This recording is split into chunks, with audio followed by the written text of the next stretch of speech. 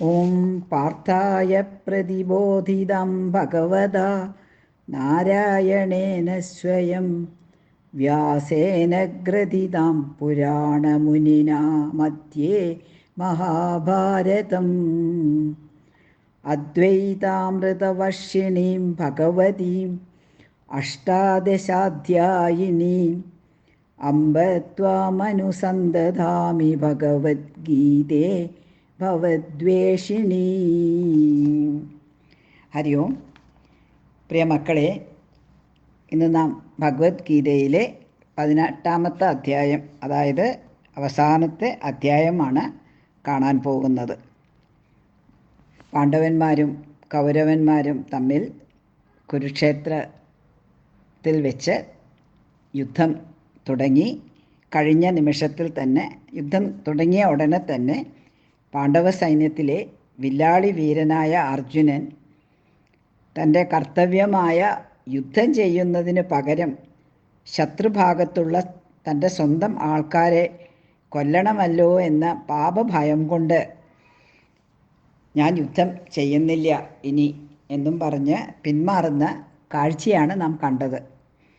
ഈ തെറ്റായ കാഴ്ചപ്പാടിൽ നിന്നും ശ്രീകൃഷ്ണ ഭഗവാൻ അർജുനനെ പടിപടിയായി കൈപിടിച്ച് ഉയർത്തിക്കൊണ്ടുപോകുന്ന കാഴ്ചയാണ് നാം ഈ 17 അധ്യായങ്ങളിലൂടെ കണ്ടത്.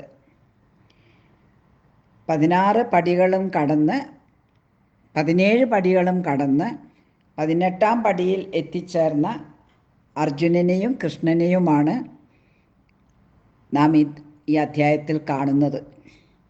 ഈ അധ്യായത്തിൽ പുതുതായിട്ടൊരു ഉപദേശവും ഭഗവാൻ കൃഷ്ണൻ നൽകുന്നില്ല. ഈ പറഞ്ഞ കാര്യങ്ങളെ വീണ്ടും ഒന്ന് ക്രമത്തിൽ ഓർമ്മിപ്പിക്കുക മാത്രമാണ് ഭഗവാൻ ചെയ്യുന്നത്. ഈ അധ്യായത്തിൻ്റെ പേര് മോക്ഷസന്യാസ യോഗമെന്നാണ്. മോക്ഷമെന്നാൽ എന്താണ്? ഞാനും ഈശ്വരനും ഒന്നാണ് എന്ന അറിവ് തന്നെയാണ് വാസ്തവത്തിൽ മോക്ഷം. ഈ ഈശ്വരനും ഞാനും ഭേദമില്ല എന്ന അറിവ്. ഇനി സന്യാസം എന്നാലോ? സന്യാസം എന്നാൽ എല്ലാത്തിനെയും ഉപേക്ഷിക്കുക. നമ്മൾ സാധാരണ എന്താണ് സന്യാസത്തിനർത്ഥം മനസ്സിലാക്കാറ്? വീട്ടിനെയും സ്വന്തം ആൾക്കാരെയും എല്ലാം ഉപേക്ഷിച്ച് സന്യാസ ജീവിതം നയിക്കുന്ന ആൾക്കാരെക്കുറിച്ച് അതാണ് സന്യാസം എന്ന് നാം കരുതും. എന്നാൽ ഭഗവാൻ ഇവിടെ പറയുന്ന സന്യാസം അപ്രകാരമുള്ളൊരു സന്യാസമല്ല. ഇവിടെ അർജുനൻ്റെ കർത്തവ്യം തന്നെ യുദ്ധം ചെയ്യുക എന്നതാണ്. അതിലേക്കായി അർജുനനെ പ്രേരിപ്പിക്കുകയാണ് ശ്രീ ഭഗവാൻ ചെയ്യുന്നത്. ഇവിടെ ഭഗവാൻ സന്യാസം എന്താണെന്ന് വ്യക്തമായി പറയുന്നുണ്ട്. അതായത് കർമ്മഫലം തരുന്ന എല്ലാ കർമ്മങ്ങളെയും ഉപേക്ഷിക്കുന്നതാണ് സന്യാസം. അതായത് ഞാനൊരു കർമ്മം ചെയ്യുക, അതിൻ്റെ കർമ്മത്തിൻ്റെ ഫലം എനിക്ക് കിട്ടണമെന്ന് വിചാരത്തോടെ ചെയ്യുന്ന എല്ലാ കർമ്മങ്ങളെയും വിട്ടുകളയണം, ഉപേക്ഷിക്കണം, ത്യജിക്കണം. അതാണ് ഇവിടെ ഭഗവാൻ പറയുന്ന സന്യാസത്തിൻ്റെ അർത്ഥം. അങ്ങനെയാണെങ്കിൽ അപ്പം അർജുനൻ ചോദിക്കും, അപ്പം ത്യാഗം എന്ന് പറയണത് എന്താണ്? അതും ഉപേക്ഷിക്കലല്ലേ? അപ്പോൾ ഭഗവാൻ പറയാണ്, ത്യാഗമെന്ന് പറഞ്ഞാൽ കർമ്മത്തിനെ ഉപേക്ഷിക്കുന്നതല്ല, കർമ്മഫലങ്ങളെ ഉപേക്ഷിക്കുന്നതിനാണ് ത്യാഗമെന്ന് പറയുന്നത്.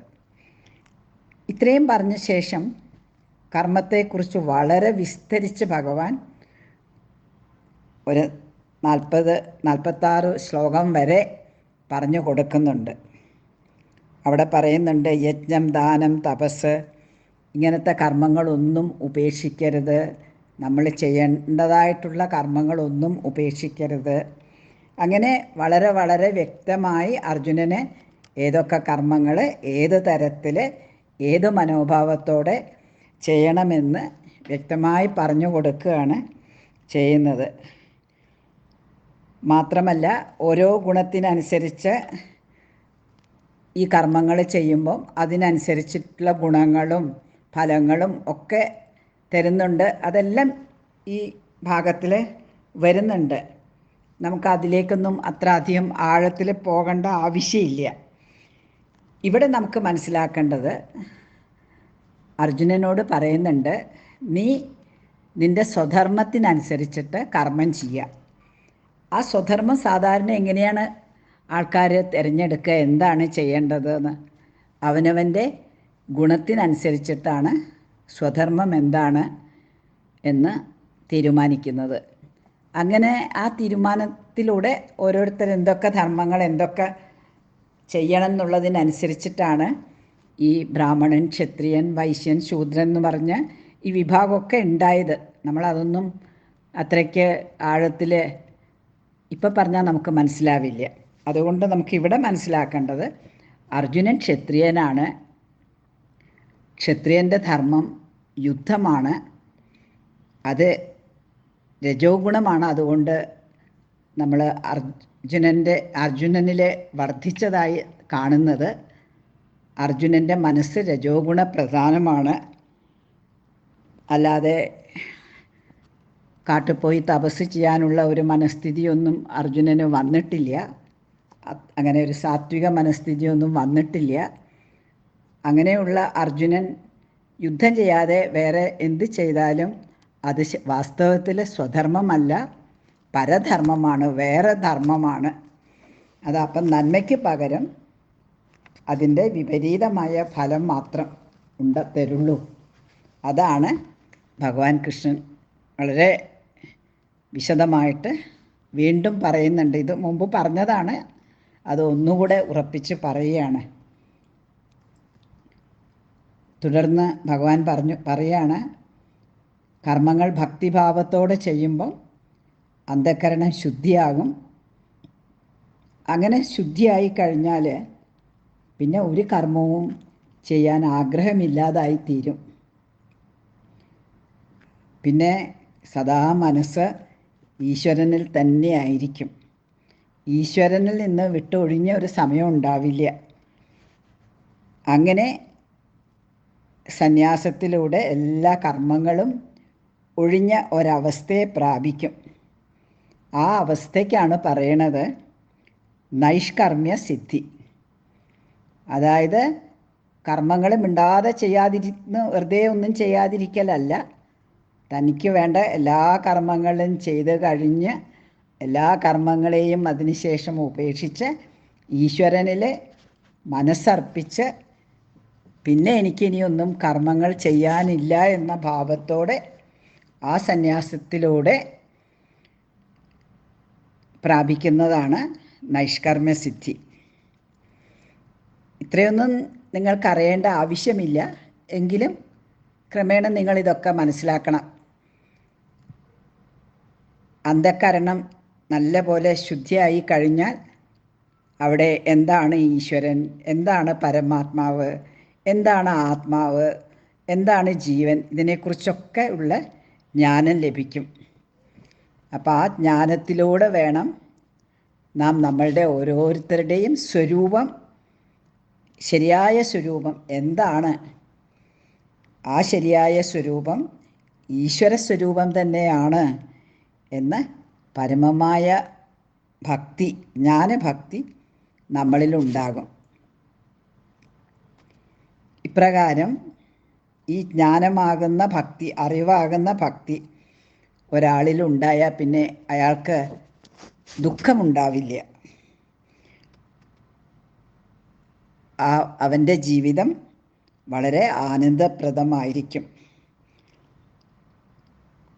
പിന്നീട് യാതൊരു വിധത്തിലുള്ള പ്രയാസങ്ങളും ഉണ്ടാകില്ല. ഇതെല്ലാം ഭഗവാൻ പറയുന്നതാണ് കേട്ടോ.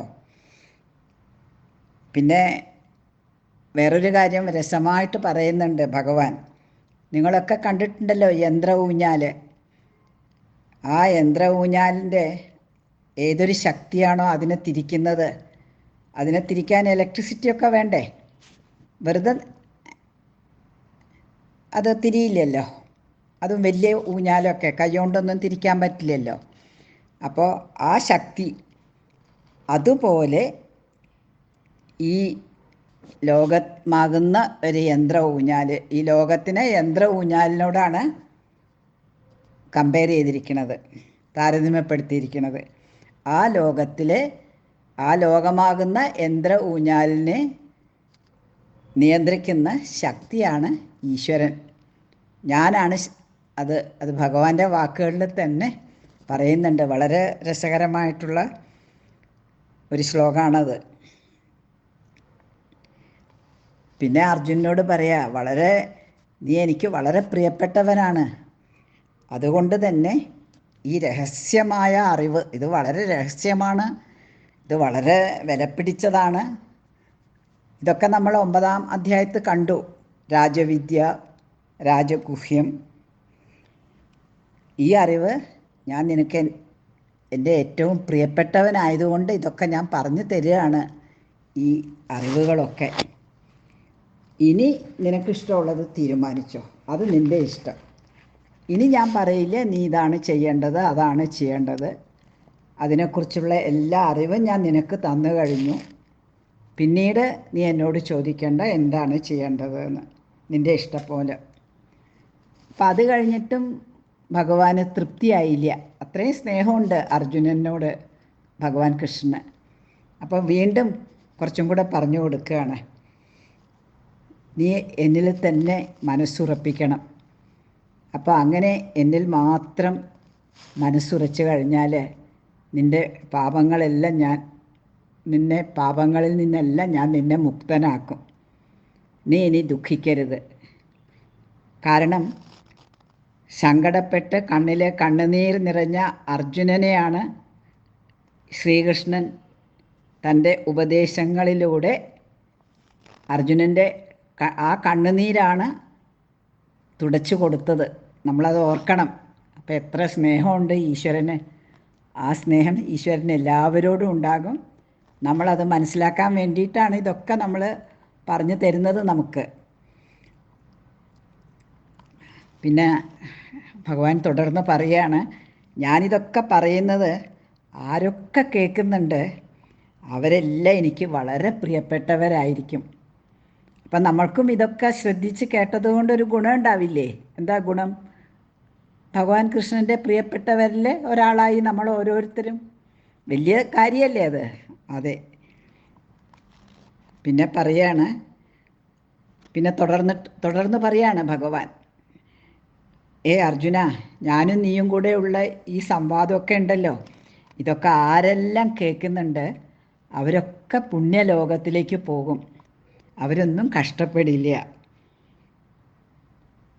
ഇത് കേട്ടപ്പോഴത്തേക്കുണ്ടല്ലോ അർജുനന് എന്താ പറയേണ്ടത്, സന്തോഷം കൊണ്ടുള്ള കണ്ണുനീരായിരിക്കും വന്നിട്ടുണ്ടാകുക അപ്പം, അല്ലേ?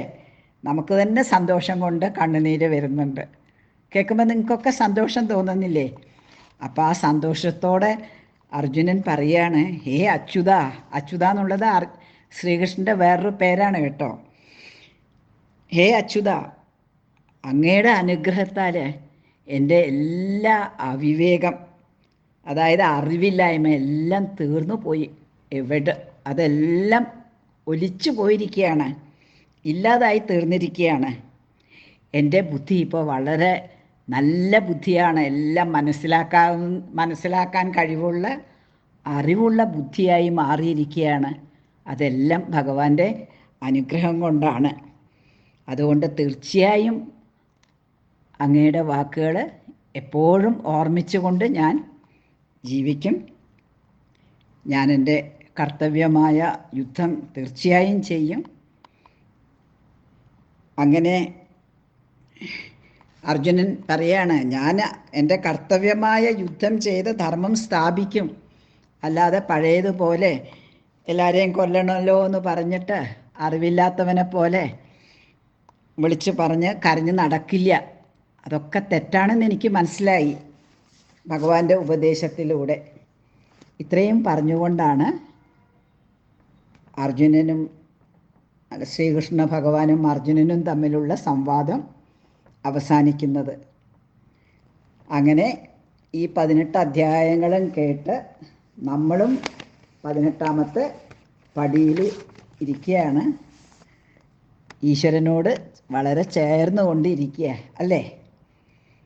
ഇനി ഈ ബുക്ക്, ഈ ഭഗവത്ഗീത അവസാനിക്കുന്നത് അർജുനനോ കൃഷ്ണനോ പറഞ്ഞ വാക്കുകളിലൂടെയല്ല, നേരെ മറിച്ച് ധൃതരാഷ്ട്ര മഹാരാജാവിൻ്റെ, ആരാണോ ഓർമ്മയുണ്ടല്ലോ, ധൃതരാഷ്ട്ര മഹാരാജാവ്, കൗരവന്മാരുടെ അച്ഛൻ, ആ മഹാരാജാവിൻ്റെ മന്ത്രി ആയിട്ടുള്ള, പ്രധാനമന്ത്രിയായിട്ടുള്ള ശ്രീ സഞ്ജയൻ, അദ്ദേഹം വളരെ ഒരു ധർമ്മിഷ്ഠനാണ്. അദ്ദേഹത്തിൻ്റെ വാക്കുകളിലൂടെയാണ്, അദ്ദേഹത്തിൻ്റെ അഭിപ്രായം പറയുകയാണ്. ആ വാക്കുകളിലൂടെയാണ് ഈ 18ാമത്തെ അധ്യായം അവസാനിക്കുന്നത്. അതെന്താണ് അദ്ദേഹം അവിടെ പറയുന്നത്? എവിടെ യോഗേശ്വരനായ കൃഷ്ണൻ, അതായത് എവിടെ ഈശ്വരൻ ഉണ്ടോ, എല്ലായിടത്തും ഉണ്ട്, എവിടെയെന്ന് പറയണ്ട, എവിടെ യോഗേശ്വരനായ കൃഷ്ണൻ, എവിടെ ധനുർധരനായ പാർത്ഥൻ ഉണ്ടോ, അവിടെ ആത്മതേജസ്സും ജയവും ഭൗതിക ഐശ്വര്യവും ഉണ്ടായിരിക്കും. ഈ നിയമം അചഞ്ചലമാണ്, മാറാത്തതാണ്. ഇത് സഞ്ജയൻ്റെ വാക്കുകളാണ്. ഇനി 18ാമത്തെ അധ്യായം കൂടെ കഴിഞ്ഞു. നമ്മൾ എന്തൊക്കെയാണ്, കുട്ടികളായ നിങ്ങൾക്ക് എന്തൊക്കെ ചെയ്യണം, എന്തൊക്കെ നിങ്ങൾ മനസ്സിലാക്കണം? ആദ്യം നിങ്ങളുടെ എന്താണ് കർത്തവ്യം? കുട്ടികളെന്നുള്ള നിലയിൽ നന്നായി പഠിക്കണം, നല്ലപോലെ എല്ലാവരോടും പെരുമാറാൻ പഠിക്കണം, എല്ലാവരെയും ബഹുമാനിക്കണം, അച്ഛനമ്മമാരെയും ഗുരുനാഥന്മാരെയും മുതിർന്നവരെയും ഒക്കെ ബഹുമാനിക്കാൻ പഠിക്കണം, എല്ലാവരോടും സ്നേഹത്തോടെ പെരുമാറണം, ആരെയും വെറുക്കരുത്, ആരെയും ഉപദ്രവിക്കരുത്, നല്ല പോലെ കഠിന അധ്വാനം ചെയ്യണം. ഭഗവാന്റെ അനുഗ്രഹം എപ്പോഴും ഉണ്ടാകും. എപ്പോഴും മനസ്സിൽ ഈശ്വരനെ ധ്യാനിക്കണം, ഭക്തി വേണം. അത് എവിടെയായാലും സ്വന്തം മനസ്സിൽ ഭക്തി ഉണ്ടായാൽ മതി. പിന്നെ സൗകര്യം പോലെ സാധിക്കുമെങ്കിൽ തീർച്ചയായും എല്ലാവരും അമ്പലത്തിൽ പോകേണ്ടതാണ്, അവിടെ പോയി തൊഴുകേണ്ടതാണ്, അതൊക്കെ നല്ലതാണ്. എപ്പോഴും എവിടെയും ഈശ്വരൻ കൂടെ ഉണ്ടാകുമെന്ന് ഉറച്ച വിശ്വാസം വേണം. മാത്രമല്ല, ഞാനും ഈശ്വരനും ഒന്നാണെന്ന് തന്നെ നല്ല പോലെ അറിഞ്ഞ് ഒരു നല്ല ജീവിതം നയിക്കണം. പിന്നെ ഈ കേട്ട 18 അധ്യായങ്ങളും വീണ്ടും വീണ്ടും കേൾക്കണം. അതിൽ മനസ്സിലായിട്ടില്ലെങ്കിൽ ഓരോ തവണ കേൾക്കുമ്പോഴും കൂടുതൽ അത് മനസ്സിലാകാത്തതൊക്കെ തീർച്ചയായും മനസ്സിലാകും. അതുകൊണ്ട് എത്ര തവണ കേൾക്കാൻ പറ്റുമോ അത്രയും തവണ കേൾക്കേണ്ടതാണ്. ഇതാണ് എനിക്ക് നിങ്ങളോട് പറയാനുള്ളത്. നമുക്ക് ഈ ഒരു ഭഗവത്ഗീത കേൾക്കുക എന്ന പരിപാടി ഇവിടെ അവസാനിപ്പിക്കാം. സ്നേഹപൂർവ്വം. ഹരി ഓം.